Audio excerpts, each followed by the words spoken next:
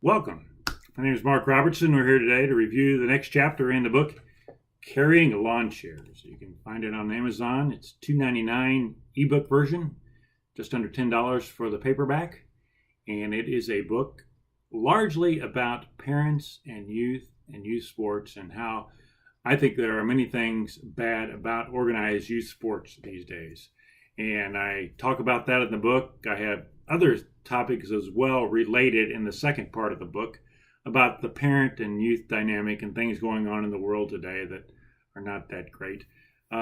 Today's chapter, what's it all about? As I've said before, most parents are well-intentioned when they put their young child, 4, 5, 6, 7, 8, 9, in youth sports. And they want the best for them. But there are many other things going on as well. Sadly, it's also about lifting the parents' self-worth. It's about overcoming inferiority feelings that they have. They don't possibly think they could raise a child who could be good on their own. They have to get an early start because their child is inferior. And if they don't get an early start, they're never going to be able to keep up with the kids who really are good at things and who really do good at things. And that's the same way in school. They want to start kids in preschool. That's 2, 3, 4, do flashcards. It's all crazy. I mean, it's all about getting ahead in the world. And yes, it is a competitive world, but parents are so skewed in what they think that takes. It's oftentimes just the opposite.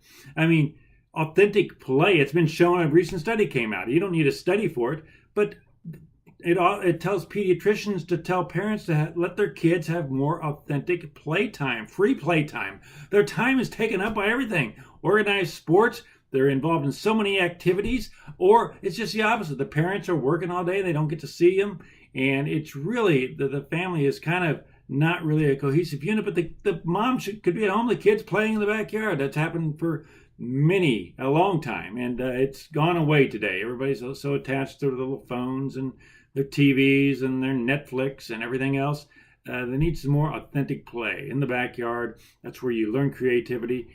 And ironically, if they're playing sports, that they actually learn the sport better geared toward themselves. 4 and 5 and 6-year-olds playing t-ball, they don't learn the sport of baseball. They're just trying to survive. They're confused. They don't know what it's all about. They don't want to be there.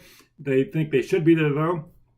That's where their parents say they should be, and they want the love of their parents. So they better do that if they want their parents to like them, and they think that's what it's needed. So they go through the motion. It's actually a bit of torture. I won't call it child abuse, but it really is not good for the kids to be involved in organized sports at such a young age. And youth sports in general is out of control. Even young kids, parents, on the weekends, they're going to these tournaments. I mean, they go to school all week. I know in the summertime they don't, but it often overlaps. And then on weekends, it's tournaments. They play 2, 3, 4, 5 games, 6 games, and all weekend long. A lot of times they're out of town, maybe staying in a hotel. And parents actually get some self-worth or meaning from this. So it's a very busy time, and their busyness fills their time, and they're thinking they're doing something worthwhile.